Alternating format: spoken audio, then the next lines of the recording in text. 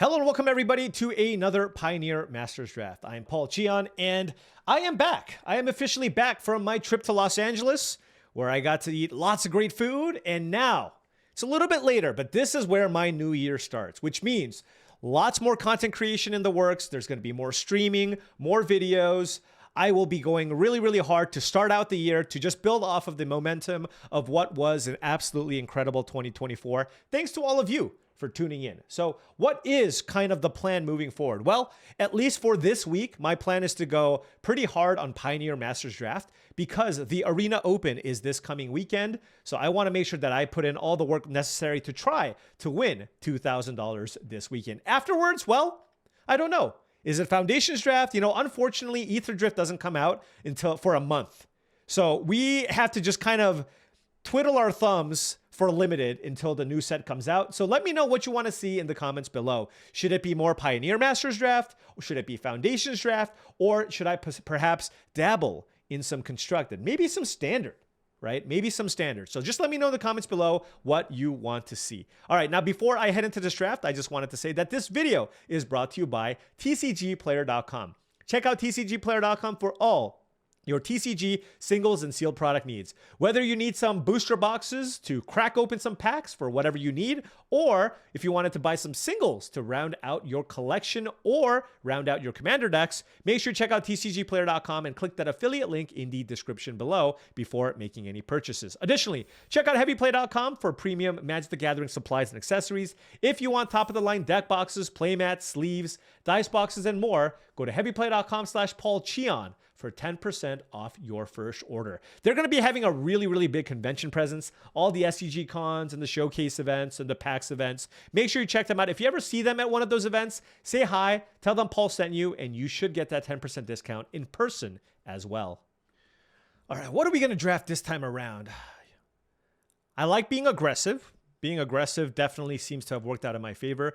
The Gates deck can work, but man, you have to... it has to be open. It has to be open. Here we have Fight with Fire.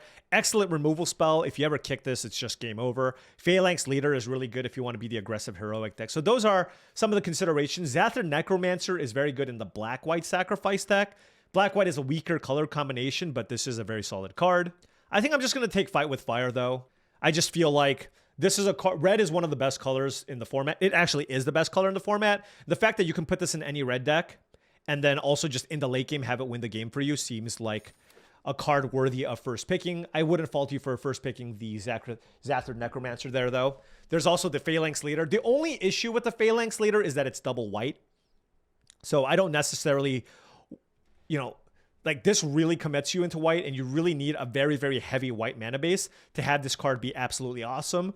Whereas you can still just have a good red-white aggro deck with a more even distribution of colors and do well. For example, here, I mean, I think it's close. Phalanx Leader versus Rimrock Knight.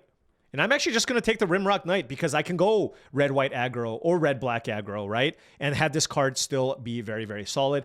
And I think Gust of Wind is quite solid. Sight Beyond Sight and Treasure Cruise are also fine cards to take here as well. I don't really like Painful Truths unless I'm all three colors regularly, but let's just follow up the Fight with Fire with another premium red card in the Rimrock Knight. Definitely want to be a little more aggressively slanted with kind of the start here. And now we have this pack, which has Dragon Mantle. If I'm doing the red aggressive heroic thing, this card certainly can be fine.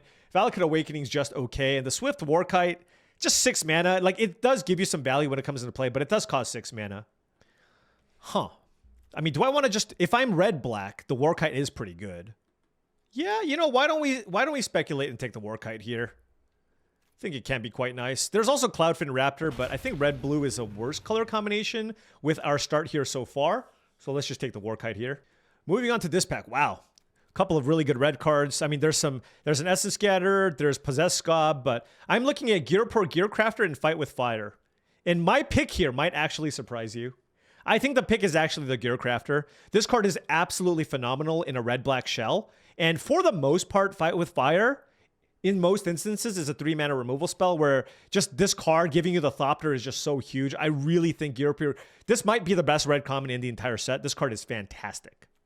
So let's go ahead and take the Gearcrafter here and just try our best to cut off the red. Although I will say, by passing the Fight with Fire, that might be pretty difficult. Here we have a lot of good cards. Priest of the Blood Mark, or Bloodrite, versus Witch's Mark. And, you know, before I would have just snapped off the Priest of the Bloodrite, but I'm not sure anymore.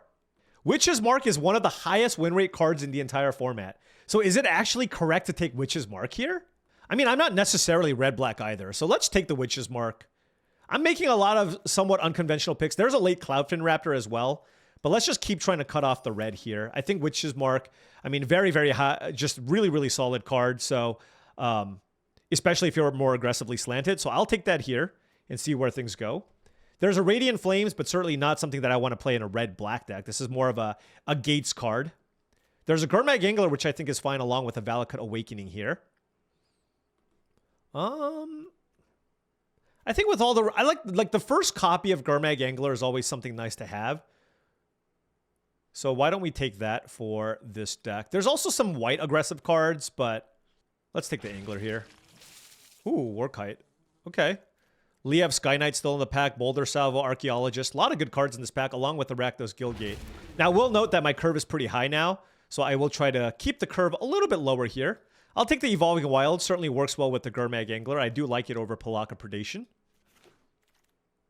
And now we just want to try to keep our curve lower if possible. Try to take cheaper things if that becomes an option. Sight Beyond Sight here. Keening Apparition. Silumgar Butcher, not really that great in red-black. Yeah, I just don't want to take the Butcher here. I don't know. Maybe I just take the Guildgate on spec. Just if I get a good white card, I can splash it. So why don't we just take that instead? There's Profit and Loss, which can be good. And again, I don't want to take the Butcher here, and I don't really like the Halo Scarab, so let's take the Profit and Loss. And here, given that I already have one Angler, I don't really care too much for a second one. Wow, blue and black might also be open, but red also felt pretty open. I'm going to take the Rakdos Guildgate out of this pack just to shore up my mana here. And now there's another Evolving Wilds, which really makes it so that it's going to be a lot easier to go maybe a 3-color deck here, given the double Evolving Wilds and possibly even the Orzhov Guildgate. Noting all the aggressive cheap cards seem to be taken here. And we're not seeing a ton of just mono black cards. We are seeing the red black cards. So, you know, we're not seeing the Obnixilus's Cruelty and all the other cards of that nature. So that's something to keep in mind. But you know what? Red was so open, I think we could still be okay here. Alrighty here. Red, black. Red and black. What do we have? Lifebane Zombie, probably. I mean, this card is just excellent, right? It's hard to cast, but I do have the Rakdos Guildgate, and I do think I like that much more than the Dragon-style Twins. If you just get anything ever with this card, it just feels awesome. So let's go ahead and take that here. And now we have Read the Bones versus the DC. They're both kind of expensive, and I kind of want something cheaper, but is Spawning Bed a consideration? Which one's better? It might be Read the Bones, but I'll take the Sidisi here. It's just like, it's a cooler rare to have fun with. Here, we'll take the Rimrock Knight as another 2-mana play. Being able to go fetch a Warkite or a Fight with Fire in the late game seems very, very strong. Here, I'll just slam the Dreadbore. Witch's Mark also good. Husk is fine in black-red, but Dreadbore is just... If you're black-red, just when in doubt, take the Dreadbore. Let's just put it that way. Here we have... It's another Rimrock Knight. I don't really care too much to splash the Sin Collector when I can just take a totally fine 2-mana play here. Noting that if I do want to play all these Rimrock Knights, I want other cheap creatures to be able to play in this deck, and this creature is totally fine. That is another Sin Collector, a bunch of blue cards, but happy enough to have another solid 2-mana play, get in for some chip damage, and then with the Rimrock Knight, that's just extra damage that gets in as well. Want to keep my curve somewhat low here. Now we have the choice between another Screecher, not really an Ubulsar Gatekeeper's deck, but Priest of the Bloodrite is the other option. And given my curve, and I already have a bunch of expensive things, I actually think the pick is just another Screecher. You just want to keep your curve pretty low in this format. And I have Double Swift Warkite and Gurmag Angler and Sidisi as top-end threats already. I just don't feel like I need more 5s. I need more 2s in my deck. Now we have, Nantuko Husk. Happy enough with that. Perfectly solid 3-mana play, especially if you have ways to make some tokens, and really good if you have cards like Undead Butler and Gearcrafters, so happy enough with that. And another nice thing to get back with the Swift Warkites. Probably not going to be looking to splash. I think I have enough power here in the 2 colors here. 5, 8, 10, 12, 15 cards here on the left that I'm all reasonably happy with. Here, there's a Pelaka Predation, Armed and Dangerous, but I don't really care about that. I guess I can take Dragon-style Twins, but unlikely to play this card, honestly. Just, the removal is too good in this format where this is just... It just doesn't do anything when you play. Ooh, Read the Bones table. I almost took it the first time around. And this is more looking like, not full-on aggro, more mid-rangey. So I think Read the Bones, a card like Read the Bones is a welcome addition to what I'm trying to do here. It still baffles my mind how good this card seems to be in this format. Like, it looks like a solid card, but I'm just so shocked that it's doing that well. I guess you just... It's flood protection... It's chip damage, and then if you ever have like a heroic card, for example, if an Acheron Crusader would be awesome here, right? Triple Rimrock Knight along with the Witch's Mark is probably enough to turn that on. Here, I'll just take a rare, I guess. Ooh, another Husk. Okay, happy with that.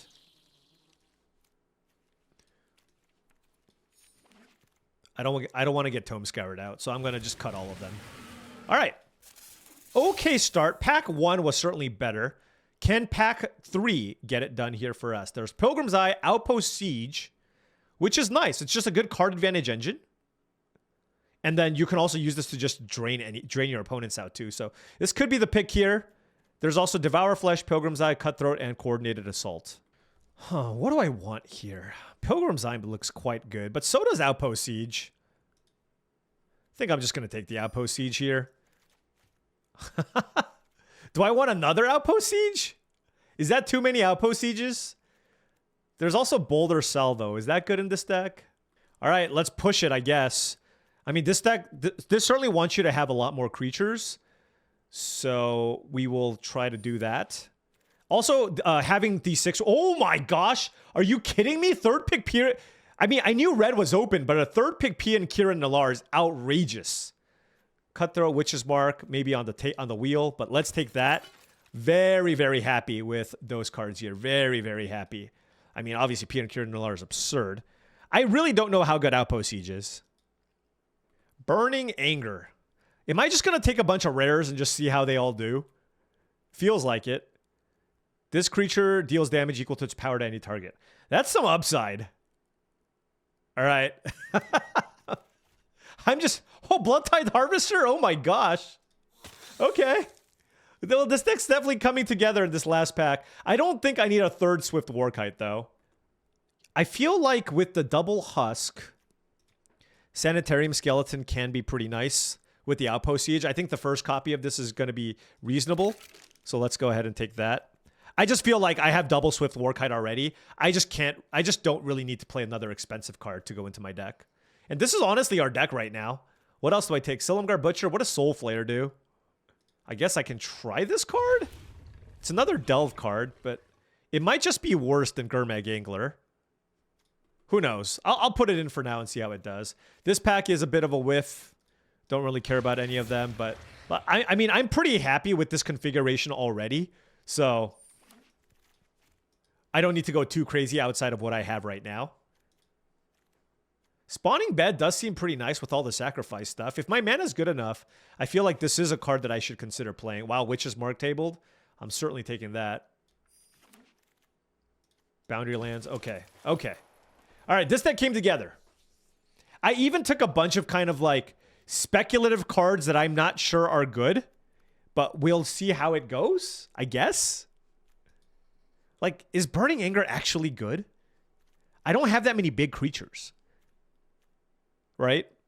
It's good if I have Death Touch creatures. I guess I have these 2 creatures on the right. I don't know. This is a brew. This is a brew.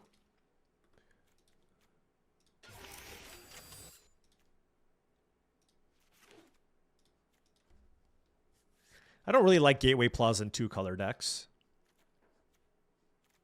Boundary Lands Ranger doesn't seem like it gets triggered often enough in this deck. I will say, my deck never runs out of gas. With double Outpost Siege and Read the Bones and double Witch's Mark, wow. It's a lot. It's a lot. 13, 14, 15, 16, 17. I think my deck can afford to play the spawning bet, honestly. All right. We just got to figure out what we need to cut here. All right, let's cut Boundary Lands Ranger, just because it doesn't seem like it gets turned on very often. Devour Flesh is probably the weakest of my removal effects here, so I can maybe see cutting something like that.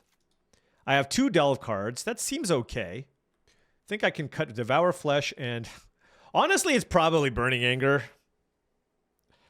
It's probably Burning Anger. I mean, with double Evolving Wilds, double Witch's Mark, I do like having 2 Delve creatures. I don't think that's bad. And I have double Basilica Screecher. Does this work with Intimidate? No. So I have 4 flyers and a Death Touch creature. So that's 5 things that it works with. Double black is kind of bad, though. Maybe I just cut this card. I mean, I just need to find cuts here, right? I like all of my spells. The only thing that I'm not 100% sure on is this Burning Anger, right? Let's take a look at kind of the rest of what we have here. And this is certainly a 17 land deck. Even with double Witch's Mark, I'm going to just play all the lands. I have Fight with Fire, double Outpost Siege. Like, I never run out of action. So what I'm looking at potentially cutting is just another expensive card here in the Burning Anger. Devour Flesh might actually still just be better than Burning Anger too, just because I feel like my late game is so strong. I just want to make sure that I have enough things to do in the early game. Yeah, I think I'm going to cut Burning Anger just because I have so many expensive things in my deck. I like all the other cards a little bit better.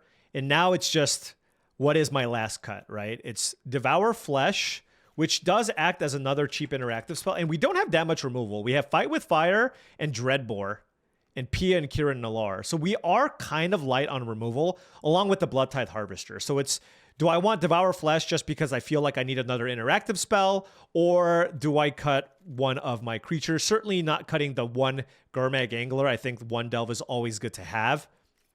And I do like it more than the Soul Flayer just because it's bigger and it's easier to cast sometimes. Yeah, let's just cut Devour Flesh. There's just a lot of instances where it's probably not good enough. And I'd rather just be more creature-centric with the double Outpost Siege and kind of all the sacrifice stuff that I have going on. So let's give this a whirl. Black-Red Sacrifice, my first time trying it out. This is one of the highest win rate archetypes in the entire format. Now, before round 1 starts, just wanted to say that if you've been enjoying all of this content and wanted to support the channel in another way, my Patreon is the best way to do so. That's patreon.com/paulcheon. Want to give a special shout out to all the patrons. Thank you so much. It really does mean a lot to get that support. Access to the Patreon does give you access to my Discord channel, which I do believe is a really great way to up your limited game. All right. Keeping this opener, 3 lands, nothing to do early, but I do have Witch's Mark, which in a pinch, you can always just fire off on turn 2. Ideally, I just play a creature or something. Also good with being able to delve with the Gurmag Anglers. We drew the best card in our deck, so I'm loving our chances a lot more. Surprised we didn't see a single Undead Butler. Black certainly wasn't super duper open. Red was, though. Sanitarium Skeleton into Plains, sure.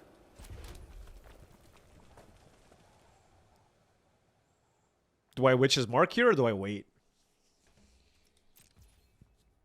I want to be able to play Pia and Kiran Nalaar on curve. Yeah, I think I just play it. I have so much action in my hand. The idea is, like, obviously that feels really bad, but I have so much action in my hand. I just need to make sure that I hit my lands, and that's the best turn to just play out whatever I have, right? So I feel like that was fine to do. Extricator of Sin is the play from the opponent. I can play Nantuko Husk or Bloodtithe Harvester. Really would have liked the second mountain here. This is a better use of my mana, I guess, so I'll play it. And I don't mind just trading this. One thing with the Outpost Siege is you kind of want to play it on turn 5 when you can hit land number 6, because I have double Swift Warkite in my deck.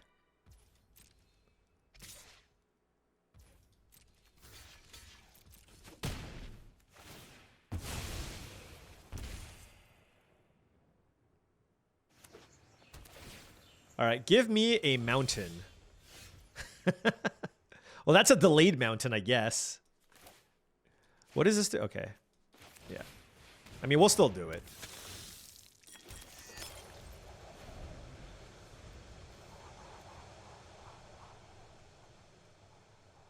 I do need to be mindful of Swift Warkite when I choose to delve off the Gurmag Angler. Undead Butler is the play from the opponent, so they're drafting kind of a black-white sacrifice deck, which looks totally fine. Extricator of Sin still doesn't have Delirium, which is good. Kind of want to get this off the battlefield if I can. But our opponent can't attack me, so that's good. I don't want to crack the blood just yet, because I want to be able to use the Harvester to get something back. Although right now, I just like having it in play too. Lifebane Zombie is actually very, very interesting. Huh. I mean, they would have played something big. I just feel like I still just need to play Pierre and Kieran Nalaar here.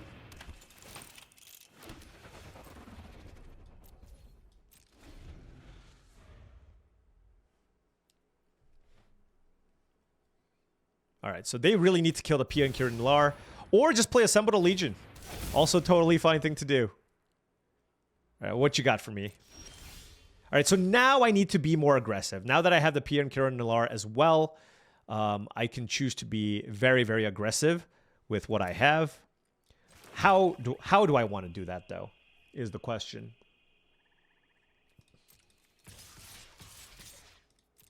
Yeah, this is fine.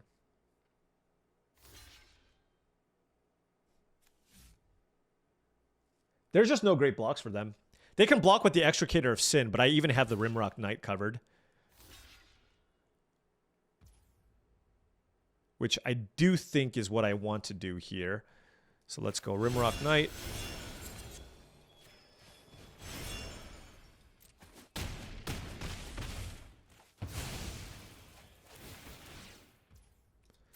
They're probably getting back the Extricator of Sin.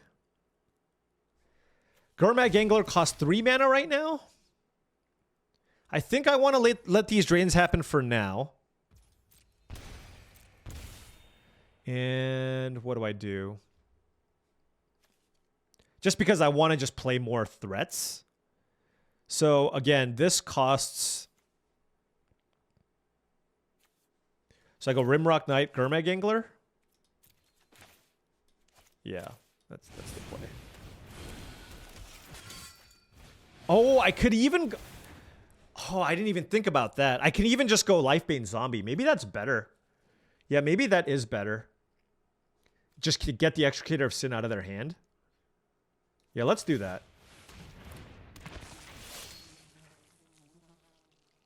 They have a Dreadhound and a Nantuko Husk. Sure. I don't think they're going to attack with the 1/1 here.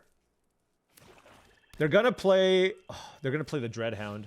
That's going to be really good too. Oh my gosh, I'm taking so much chip damage.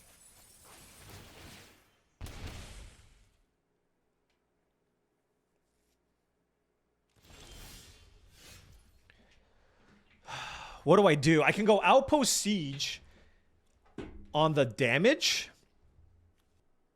On the damage side of things. And kill these two. Ay, ay, ay. Maybe, right?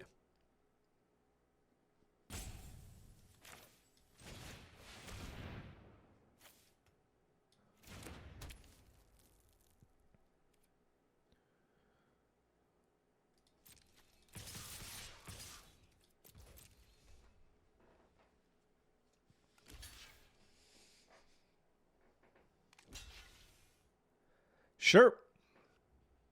Yeah, right now we're just trying to maximize on the damage that we deal. They probably don't want to block with the Dreadhound, honestly. This is fine.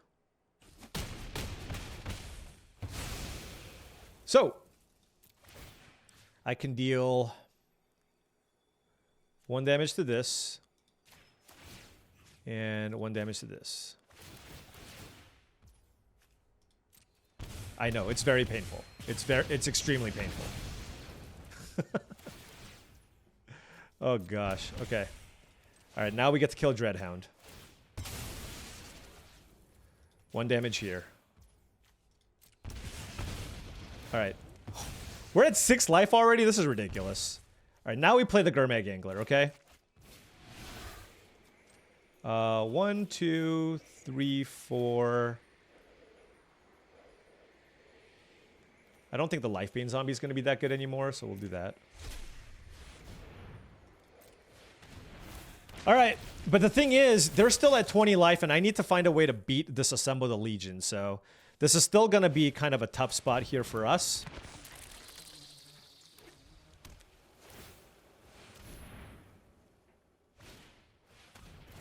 All right.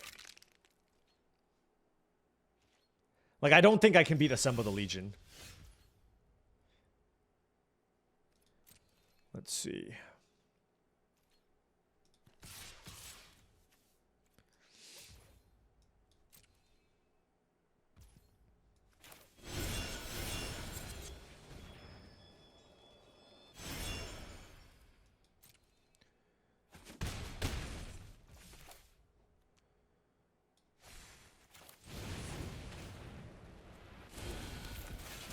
I mean, this is a lot of damage, right? This can potentially be a lot of damage. So we'll just see how this goes. But the problem is this Assembled Legion can just kind of kill me out of nowhere.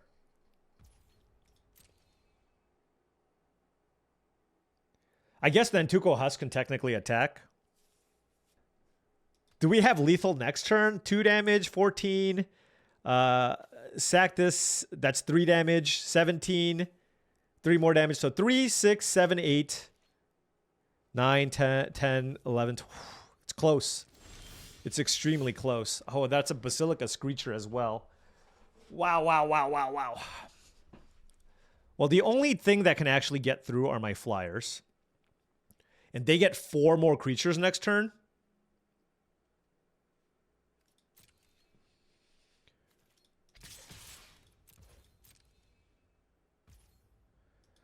All right. Again, I can sack to kill a bunch of things. All right. I don't think we're going to be dead just because I can sack stuff to the Rimrock Knight as well. We'll see how this goes. God, they all have haste. Yeah, because I just... all I need to do is ping 2 of the unblocked attackers if they attack with everything. And then I can just swing back and possibly kill them. So definitely a somewhat dicey situation if they choose to attack with everything. Makes me wonder if I should have just killed that Zulapur Cutthroat much earlier. All right, let's see what they do. Oh, things are attacking. Things are attacking, okay?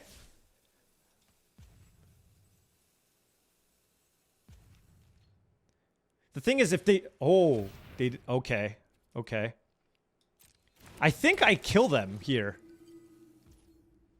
If I sack this to deal 2 damage to them, they go to 12. And then 11... Yeah.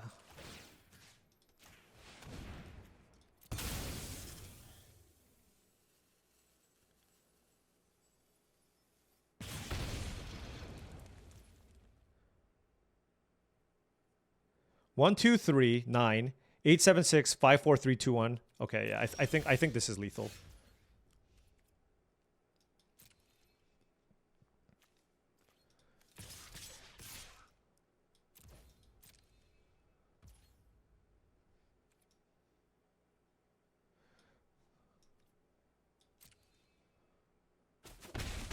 Hold on. So 9, 8, 7, 6.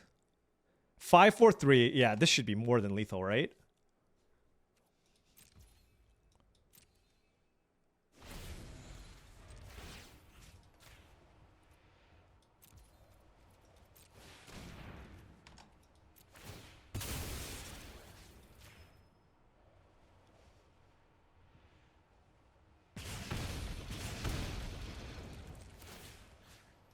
Okay.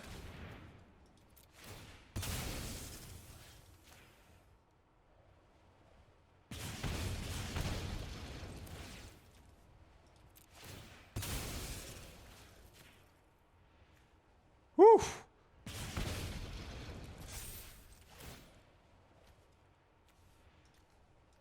Unless they have some crazy way to gain life. But I think we're good.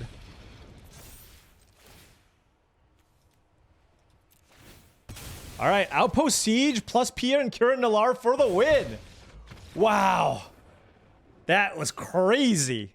All right. Well, you know what? You draft the sacrifice deck, you do the sacrifice thing, and it pays off. And man, that one was looking pretty dicey. Beating an Assembled Legion on like 4 or 5 there. P and Kieran Nalaar, though, absolutely absurdly powerful. All right. Well, that one was a game, I will say. I wonder how many of these tap lands I'm supposed to be playing. I'm playing 2 Evolving Wilds and a Guildgate. Is that too much? It's good with the Gurmag Angler, but I only have 1 Delve card. I'm gonna run out the Harvester here and hope I draw an untapped land. If I don't, I can always just cast Witch's Mark. All right, playing against the Gates deck.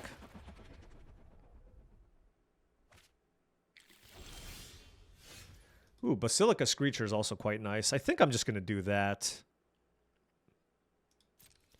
Just add another annoying creature to the battlefield here. Because I am not missing a land drop yet. Let's go get a mountain here.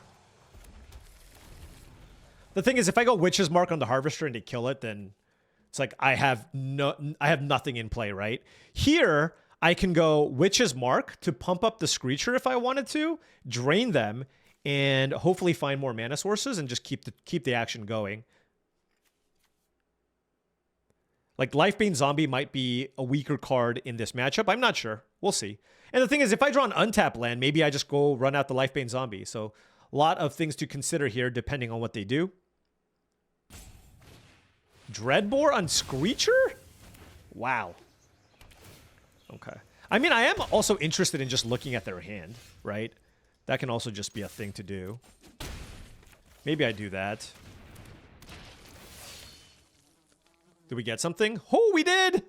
Man, anytime you get something with the zombie, you feel like you're getting away with something. Alive and Well, which is pretty mediocre. Selesnya Charm? Okay. Swift Warkite is obviously very good with the Pilgrim's Eye. I think they're just going to cast Alive and Well here and get... I mean, gaining a bunch of life is still not bad, so... And getting a 3/3. What? Well, that was unexpected.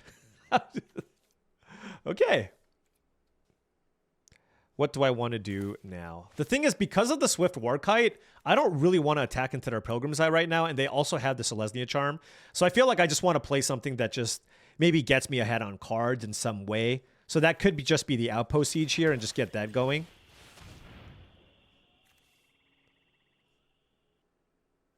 Let's go cons.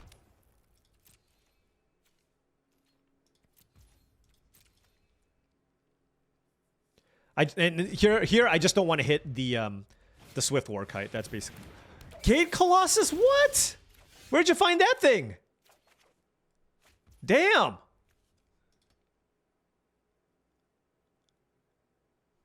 Oh my gosh. That's brutal. I guess I have to play this. That's rough. Wow. I think I'm chump blocking, honestly. If they give it trample, that's fine. I just don't want to take all that damage. Another Pilgrim's Eye, okay.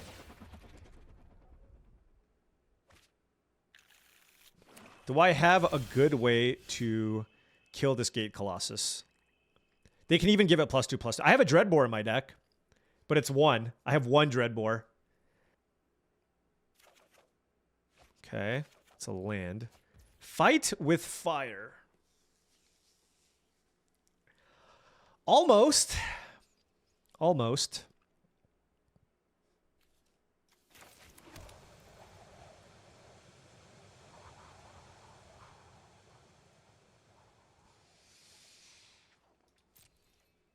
This is rough because they can play the Swift Warkite, so it's just like, they're going to get the value. So it's just like, I don't even want to attack. You know what I mean?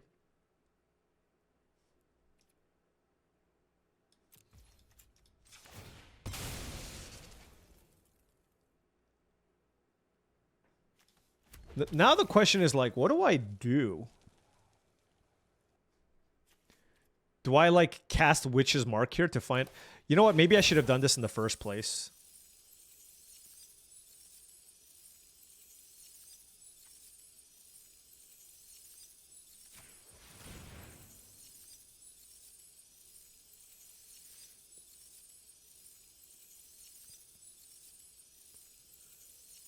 Just to find a Dreadbore.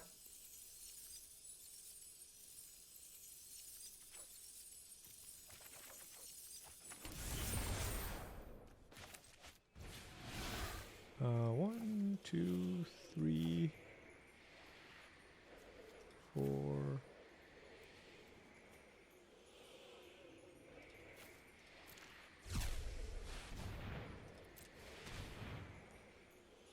Something like that.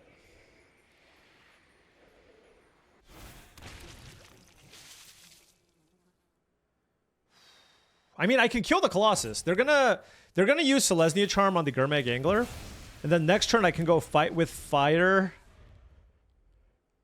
Oh, it's not a great way to do it, though, I will say. Oh, it's not a great way to do it.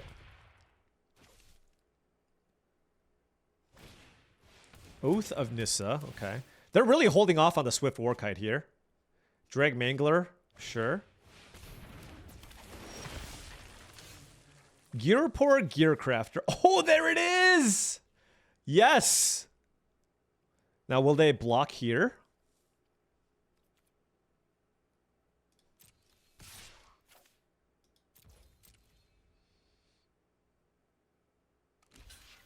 Oh, whatever. I think I just let this happen. That's fine.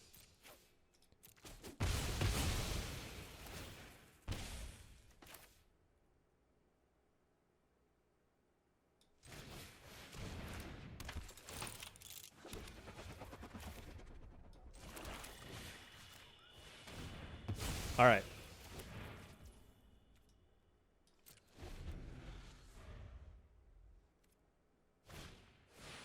Okay. 3, 4, 5, 6. How much mana do I need? 8? Okay.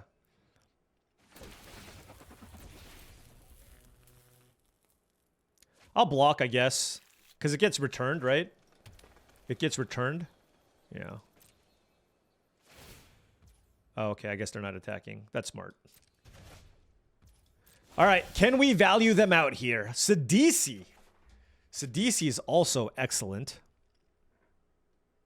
I just don't know what kind of removal I have for the Swift Warkite, but certainly I should look to sacrifice something, right? Certainly. And I definitely should play the Sidisi, so why don't we play the Sidisi? I think I should sack the Gearcrafter. And find the best possible card. It's probably Swift Warkite. All right, and then sadly we can't really play anything here, but we're good. Warkite on Gearcrafter is quite good. Also, we have Fight with Fire for 8 mana. That's the game plan here, right? It's like,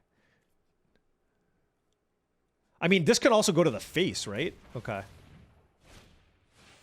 But obviously just killing their entire board seems better. Just gonna say. 15 cards left in our deck. No gate, that's good. Archangel of Thune? Okay.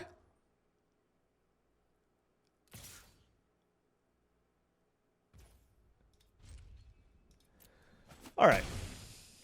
4, 8. What do we have? Screecher. We're not going to play that one. So 4, 8, 9, 10, 11, 12. I don't have the mana to... Oh, no. I have the Blood Tithe Harvester.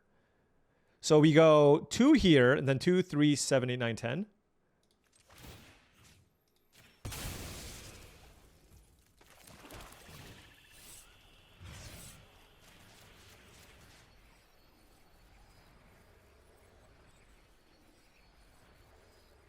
Oh, I'm mana short. Oh no. 3, 4, 8, 9, 6. Wait a minute. 3, 4, 5, 6, 7. I have 8 mana. Oh no. I'm I miscounted. Oh, this is bad. This is bad. I miscounted my mana. Oh, no.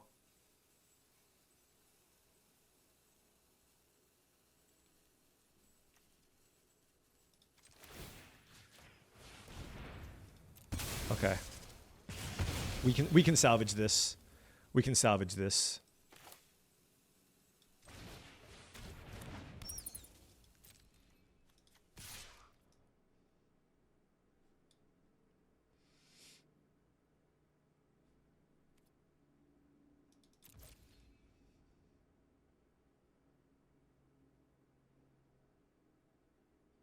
Oh my gosh. Oh my gosh. Please say I didn't throw this away. Now, do I go Nantuko Husk? Or do I just keep up here and P and Kirin Nalar?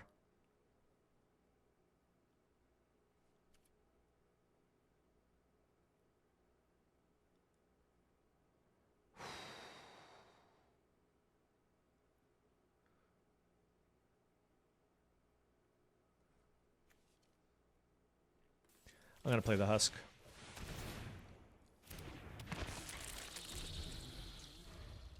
I really botched that, though, I will say. District Guide to get a gate, sure. Okay. Need to find a land here off the Outpost Siege. That'll be very, very big.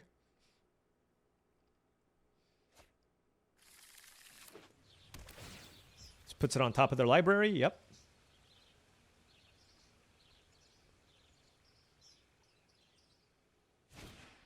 Dreadbore on the Husk, yep.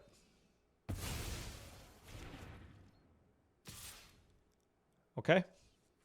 They're at 11 life, and they want to attack like that. All right, we'll block here. Give me a land. There is the land. There is the land. All right. 1, 2, 3. 2. How much does it do? 10 damage? 7, 8, 9, 10. Okay.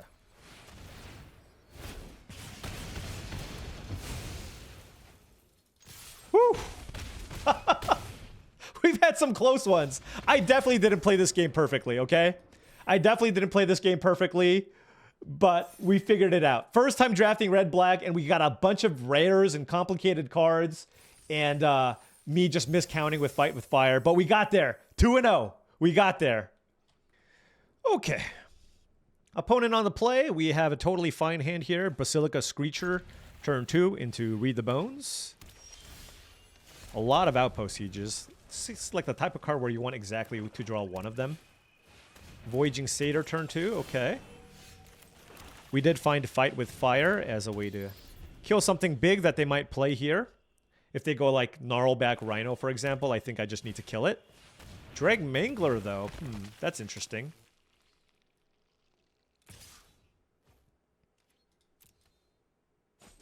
It's a nice, efficient beater, and my deck's not very well suited for that card, I will say.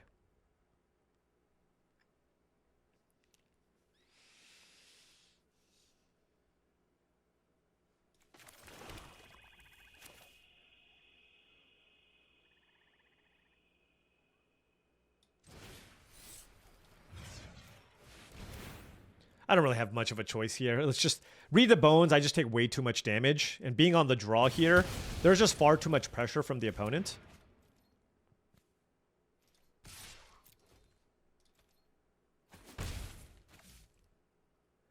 I think there's just a really good shot to use their mana from the Voyaging Satyr here, so I'd rather just get in the 1 point of damage. Commune with Gods. That's a good break, but wow, they got a lot of good cards here. They can put a creature or enchantment card. So fortunately, the 2 best cards that they revealed are Whip of Erebos and Ob Nixilis. But Dreadhound is still very, very... Oh, you can hit Whip of Erebos! Oh, of course. Wow. Oh, with Crawl... Yeah. Anytime you get Harpoonered, you just lose the game. That's how this works. I have officially lost the game.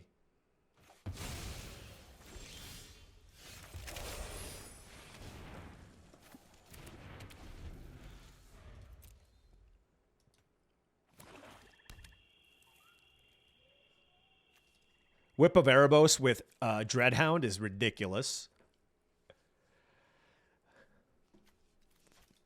It's like a constructed deck. What is this?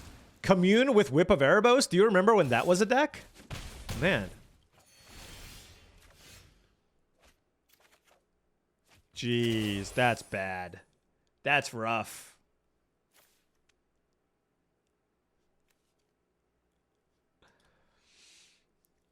Am I just dead? Like, what can I even do?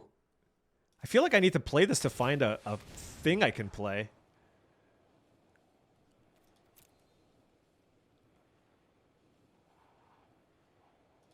Yeah?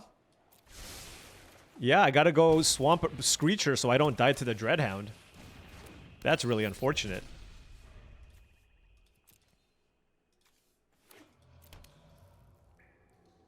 Because that gets in for a ton of damage. A literal ton.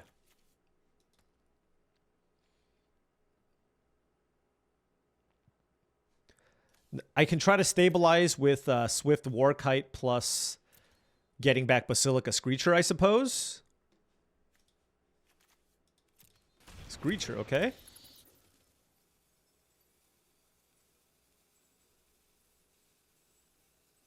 They have to have a better play than that, right? I mean, they could have even scavenged the Dragmangler. That seems like it would be better. I guess you want to go Screecher and then scavenge onto the Screecher, which is pretty good.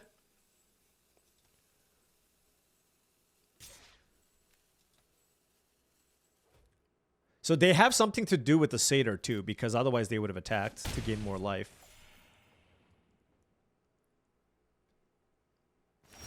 Or not.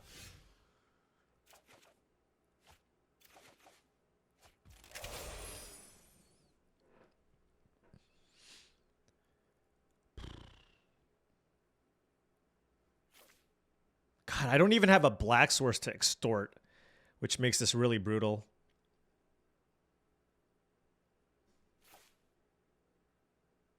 I think I can wait on the Warkite. We'll just get the extra information here. Getting a Swamp for sure off the Evolving Wilds. I mean, there's a chance we hit something green. Bioblight Night Howler. We are so dead. They should have attacked with Voyaging Satyr for the lifelink. I mean, it's not that relevant, though.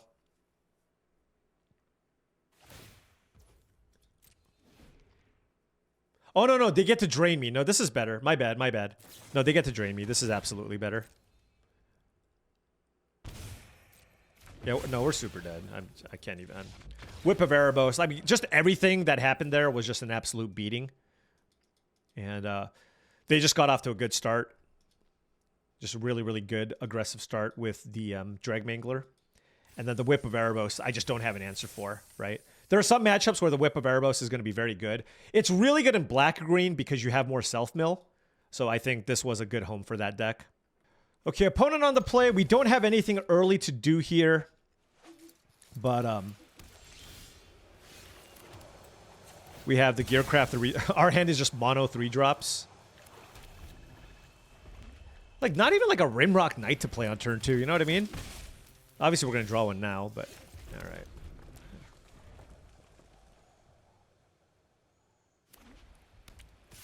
I don't think my curve is bad, for what it's worth. Ardenvale Tactician, Rimrock Knight. Well, they drew the Rimrock Knight, okay. Yeah, and this is the issue when you lack removal and you run into like a good aggressive Boros deck. You feel like you're just dead. I just can't. I already feel like I've lost the game. Right? It's like, oh, if you do anything, I'm dead. Ardenvale Tactician. So here, they definitely should have targeted their creature and my creature, but whatever. It doesn't really matter here. They're just so far ahead on board.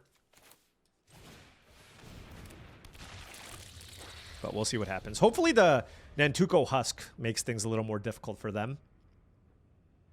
But yeah. Double 10th District Legionnaire with all these adventure cards. Whew.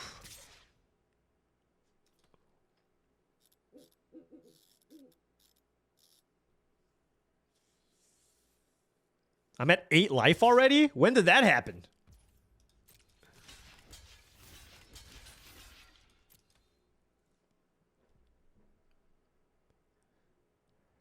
Coordinated assault. I'm just trying to figure out like the worst possible thing that could happen here. Martial glow. Yeah, that's equally good. Maybe I should just force Boros. Boros looks busted every time I play against it.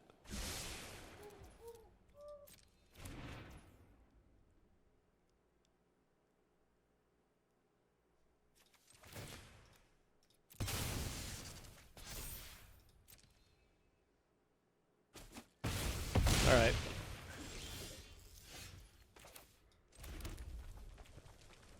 I'm at 8. This costs 4 mana. If I cast Read the Bones, no, I can't do that.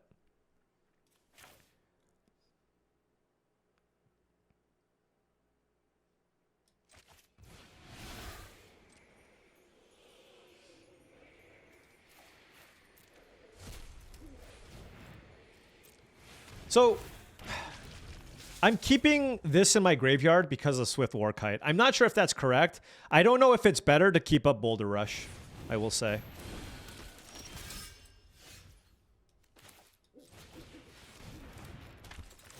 Here's the problem. I can't really attack, right?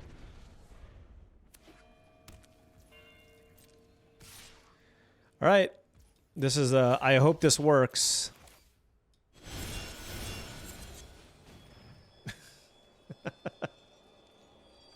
I hope this works. Oh, follow the hammer. It's not working. Fair enough.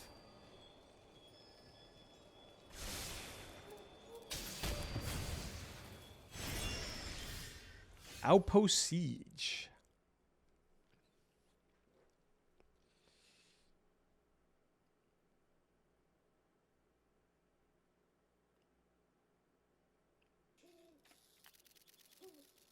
They have 2 cards in hand.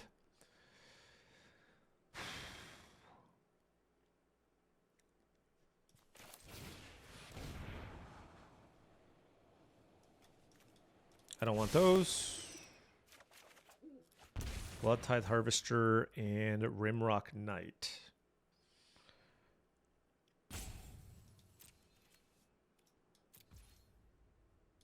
All right, I mean, we're on the Rimrock Knight plan again to see if it works. If they just kill my flyer to kill my flyer, I guess.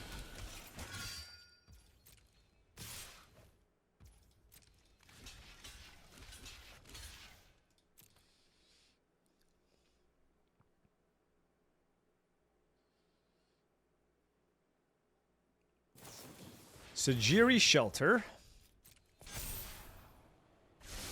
Okay. All right, Gurmag Angler down. But we're at 6 life, and we are trying our darndest to stabilize here. Acheron Crusader is the card, and we did hit Swift Warkite, but we don't have the mana to be able to play it just yet.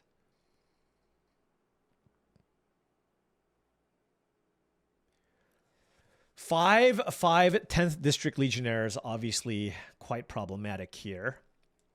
How do I want to go about defeating that? I think Bloodtithe Harvester puts a lot of power and toughness in play. And I guess Nantuko Husk is also quite good. All right, let's try that.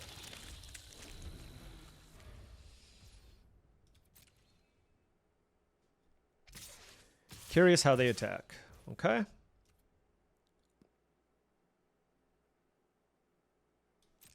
I mean, we can just block everything.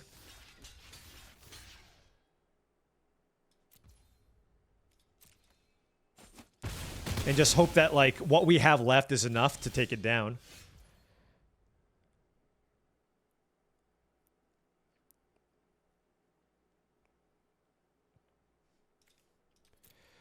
Just need 1 mana here for Swift Warkite.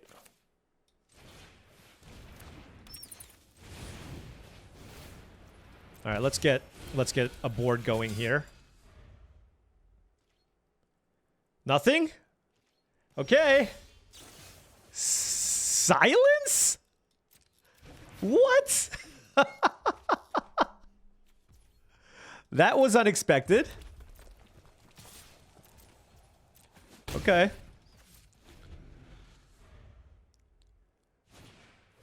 Oh my gosh, that's gross. Yeah.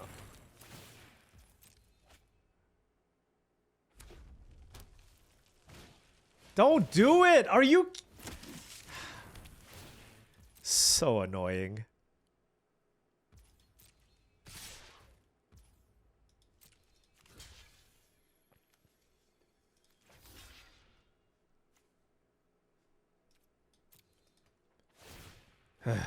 Okay.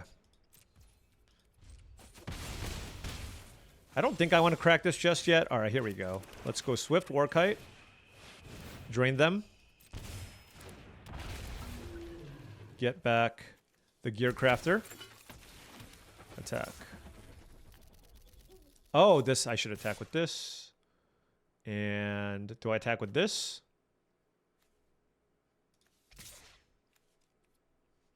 We'll keep this one back.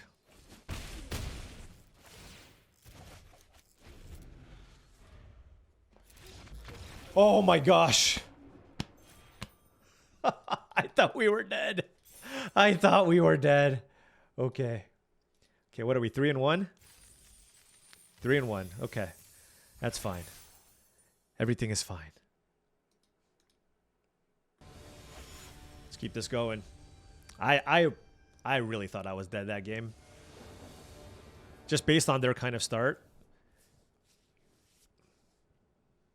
Okay. 2 mountains and a swamp on the draw. Basilica Screecher, Fight with Fire, Outpost Siege, and Gurmag Angler in hand. Again, just not the most...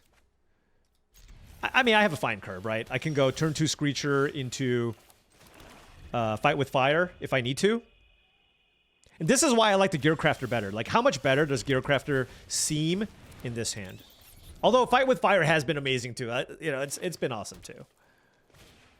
Pilgrim's Eye, sure. So that's certainly not a card that I want to use a removal spell on. Would love to draw a Swamp here for Lifebane Zombie.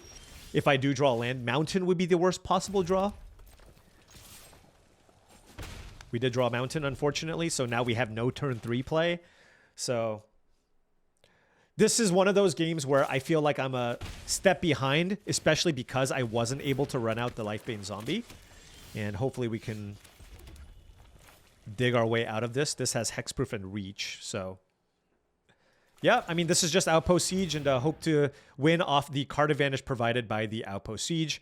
We're going to go Cons here, no attack, and just keep the Screecher back. It looks like they have Bile Blight here, so we will take 3 damage here, but we have Outpost Siege going, and they don't have the craziest offense here. Oh, Night Howler on Basara Tower Archer is fine, but not awesome or anything. Wow, I have Witch's Mark, but I don't even have anything to put it on. Ay, ay, ay. I certainly need to fire it off because I want to play this Lifebane Zombie. Oh, hold on. How many cards in my yard? 1? So I can't play the Gurmag Angler? Okay. Let's discard Mountain. Wait, I have a lot of 3-drops in my deck. Maybe it's Lifebane Zombie?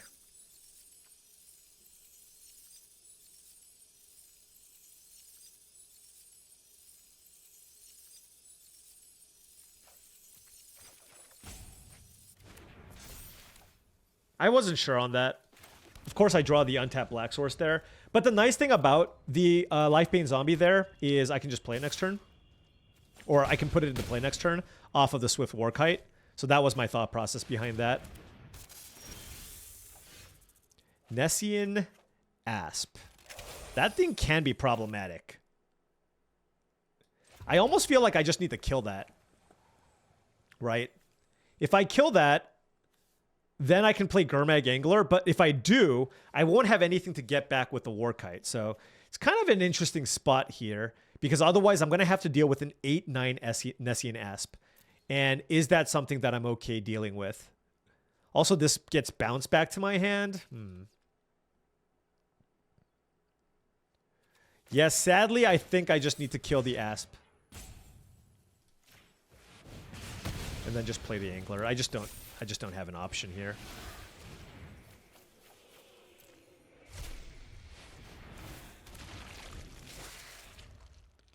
Oh, it does shrink the tower archers. Okay.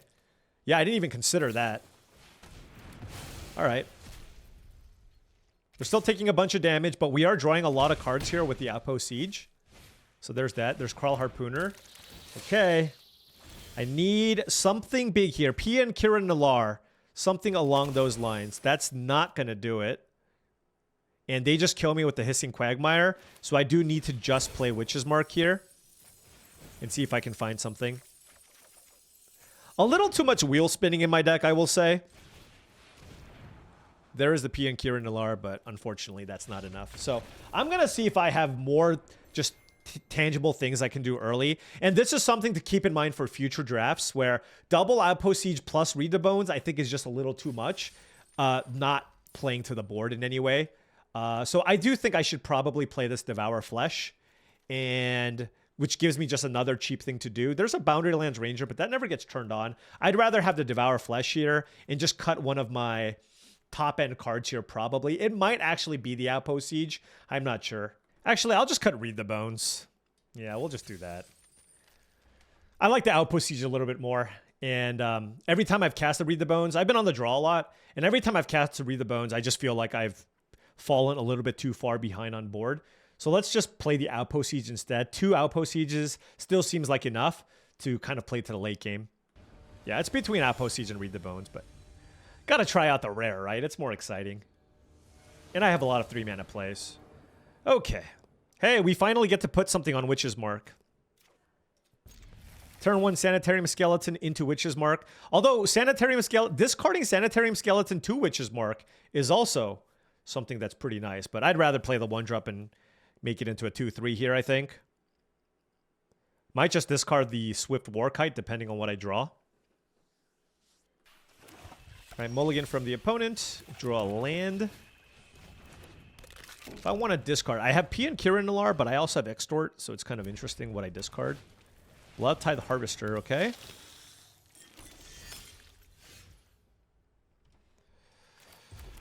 Huh.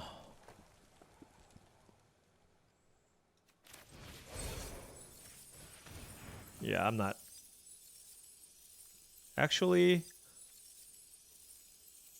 I could discard the Screecher because the Bloodtithe Harvester kills it anyways, and I can get it back with the Warkite. No, but it's something to play next turn. I can discard a land.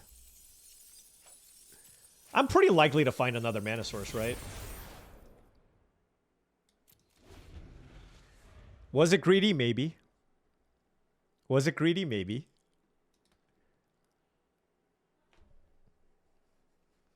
The Bloodtithe Harvester deals more damage than the Skeleton, which is why I just kind of went for this. Although I missed damage here based off of what just happened. Yeah, but oh, no land. Interesting. Okay.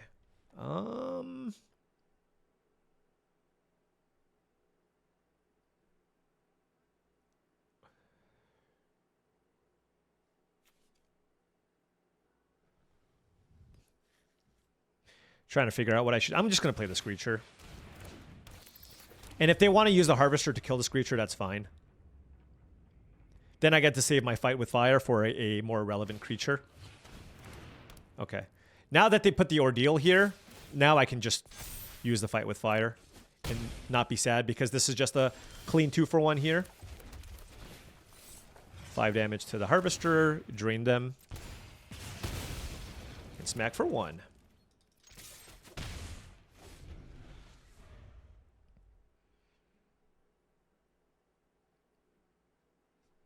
So next turn I have the choice of either playing Gurmag Angler or Outpost Siege.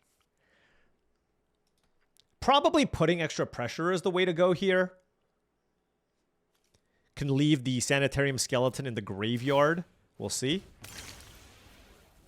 Well, they discarded Scytheclaw Raptor, meaning they have a bunch of great 3-mana plays in their hand. All right, certainly attack. Yeah, I'm going to just force them to use a removal spell here. 1, 2, 3. I don't care about the Extort. I'd rather have a creature in my graveyard for the Swift Warkite. Here, now, if they have a Dreadbore, sure, they have a Dreadbore. But we're getting that out of their hand, and then that means the Swift Warkite has a higher chance of living. And it just makes it so that they can't put pressure this turn, and I'm okay with that as well. Now we're just going to go Outpost Siege. Cons for sure. Play the Evolving Wilds. Let's go get a Swamp with the Evolving Wilds, and then attack. And for in the Rakdos Mirror, it is kind of grindy, so having this in play seems like it's going to be very, very strong. Like, how do you grind through an Outpost Siege? It's really difficult. It looks like they have a Gurmag Angler, though. They are looking at their graveyard. And Gurmag Angler is kind of annoying, right? I just don't have that many good answers right now. I used my Fight with Fire already. So it looks like they're going to Gurmag Angler here. And, yeah, okay. We're going to need to find an answer. Devour Flesh would be good. Gearport Gearcrafter is totally fine.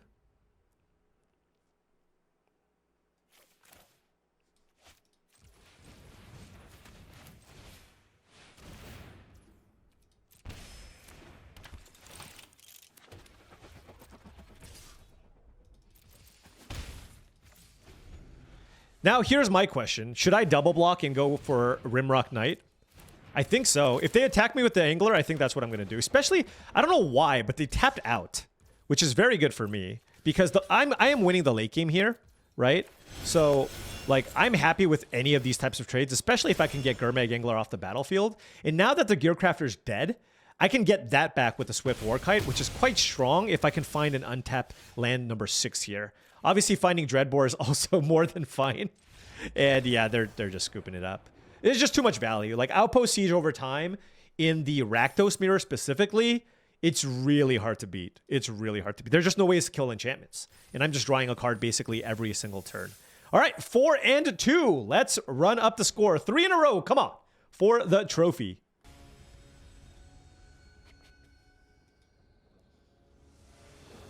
Four and 2. Opponent on the play. We got Bloodtithe Harvester. I'm keeping lands and Bloodtithe Harvester. We also have Rimrock Knight, which isn't quite at its best. I will say, given the way that our deck ended up, it's ended up kind of a little bit on the slower side. Rimrock Knight, not quite as good. We didn't get the Acheron Crusaders as well. It's still okay. But it's just because we've been on the draw nearly every single game in this video, we haven't really been able to be the aggressor. So the Rimrock Knights have looked kind of poor, right?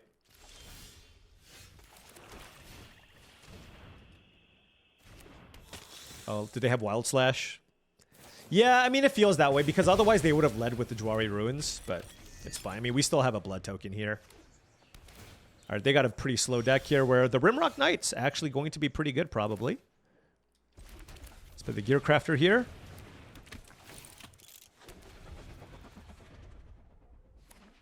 See what they do. What does this do? First strike as long as an instant and sorcery card are in your graveyard. I see. Huh.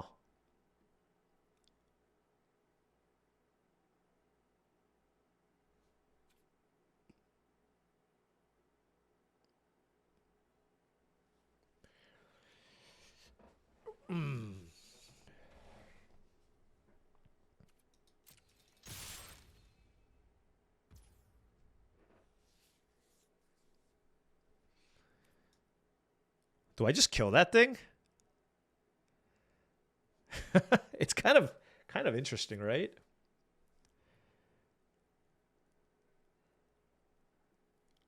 Like, do I just want to maximize my damage and just kill it and just...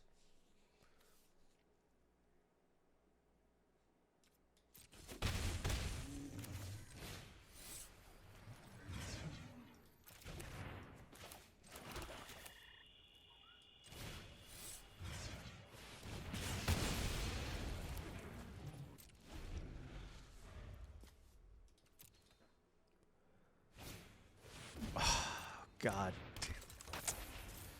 That's brutal.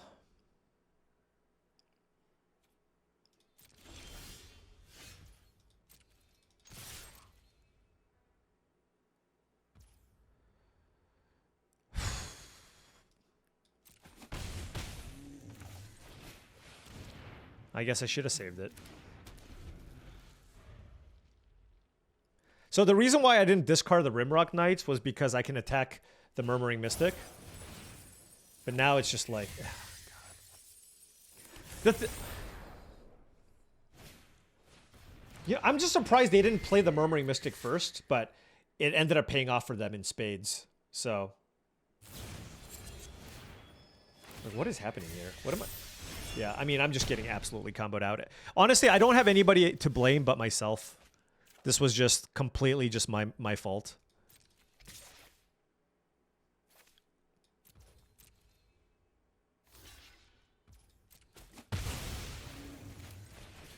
Let's hope that Outpost Siege can get us out of this. We'll see. Oh, geez. They are going off. Oh, my gosh.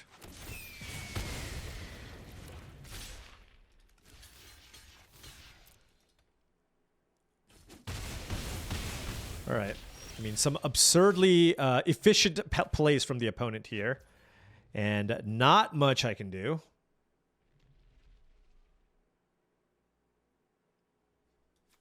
I don't really care about Lifebane Zombie here, so let's just go double Basilica Screecher.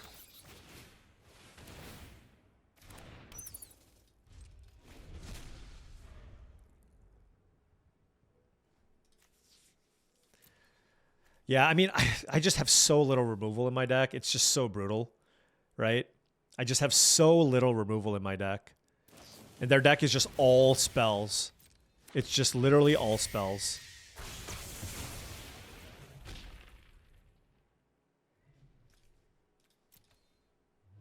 Well, at least you get to see the blue-red deck go off, right? And this loss is simply just my fault. Also, one big hole in this particular deck is just, I just don't have that much removal.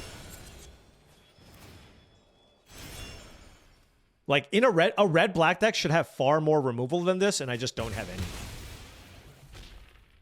And now we have 3 1/1 flyers I need to deal with. Rimrock, I mean, just like, what do I do? Couldn't find a land there. Land there was pretty big because I think I have to play Swift Warkite this turn and get back the Gearport Gearcrafter. Oh, wait, hold on. I can get Bloodtithe Harvester and kill something.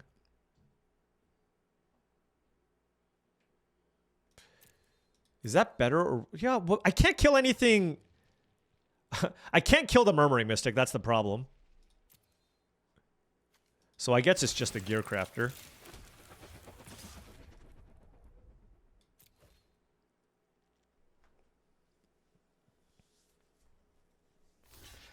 I mean, sure, it's good if I replay that, but I just feel like I'm getting so much value anyways off the Outpost Siege. Like, just attacking and just trying to push through damage is good. If they find an answer to Silindi Swift Warkite, it's basically over. But if they don't, then I have a chance. If they don't, I have a chance. But really solid blue-red spells deck here. Valakut Awakening, also very nice. And they had a Boulder Salvo? Yeah. I mean, that's basically going to do it here. But, you know.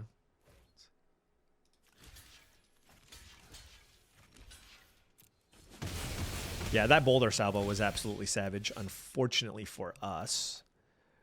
Okay, okay. Play the land.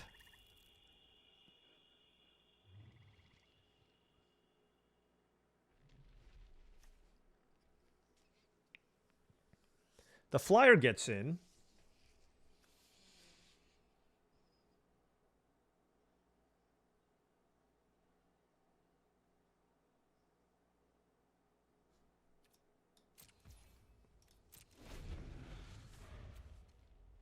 I'm going to spawning bed here and discard the Rimrock Knight and just try to find some answers.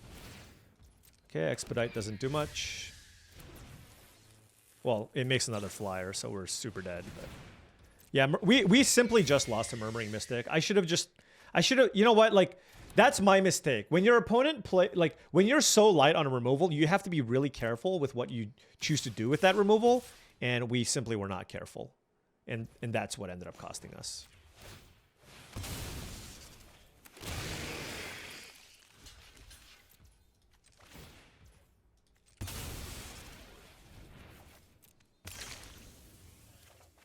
Do I have fight with fire? I use the fight with fire, of course. Damn. All right. It's a lot of flyers. I need a war kite. Dreadbore. Okay, that's something. Oh, wait, we're actually just dead, aren't we? We're dead to the flyers. Yep. I mean, I could have not killed that, but honestly, where we lost, like I said before, is simply just killing the 5-2, and that's simply just a mistake on our part. We just lose to the flyers. So what did I learn? Because that's the important thing, right? Like, I'm still learning how to draft this format. What did I learn? Well, here are a couple things. Number one is I drafted probably too many of these. You know, we still got 4 wins. It's not terrible, but what could we have done a little bit better? Well, I think we took maybe too many of these outpost siege type effects, and maybe I should have just continued focusing on cheap things, honestly. And I don't know what I took Sidisi over as well, but I just feel like in general with this format, we've definitely lost and been punished by really, really aggressive starts, and just maximizing on more things to do early is probably good. Granted, we had 6/2 mana creatures with the Sanitarium Skeleton as well. This deck was capable of getting decent starts, but I still think this was on the clunkier end of the spectrum for what you want in general, because I had double Swift Warkite, which is fine, but then also CDC and double Outpost Siege. And anytime when you draw too many of these types of cards, your hands are just far too slow. Far too slow. So, you know, I think I certainly should have started the Devour Flesh just because of lack of cheap interaction. I definitely should have done that over the Read the Bones. And perhaps I could have made a couple of other choices during the draft to make it so that I could have slightly more aggressive starts. I still think it was correct not to play the Burning Anger. I feel like this is better in a red-green deck, or perhaps in a deck that has a few more Death Touch creatures, something of that nature. It's a very powerful card, but with all these expensive cards, I just felt like I just shouldn't have started this card. But all in all, 4-3. It's an okay record. It feels bad just because my loss was to a mistake of, like, it was my own doing, where I just simply should not have wasted. I basically wasted a removal spell on a 5/2 when literally that Murmuring Mystic made my opponent 5 or 6 tokens, and that just cost me the game. So that was on me. I think part of the habit is when I draft a deck that's red-black in general, my decks tend to have a lot of removal, and so I usually just kind of fire off removal where it seems to make sense. But in this instance, I had to be way more careful just because these 3 cards on the right are basically all I had.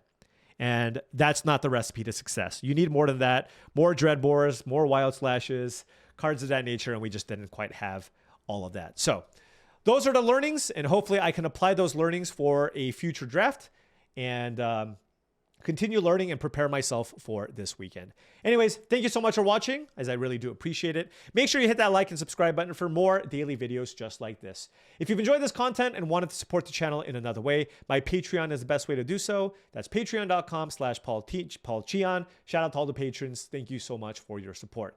Additionally, check out tcgplayer.com for all your TCG singles and sealed product needs. Whether you need some booster packs or some singles to round out your constructed decks, check out tcgplayer.com and click that affiliate link in the description below. Last but not least, check out heavyplay.com for all your supplies and accessories needs. Whether you need deck boxes, playmat sleeves, dice boxes, and more, check out heavyplay.com/paulcheon for 10% off your first order. Thank you so much.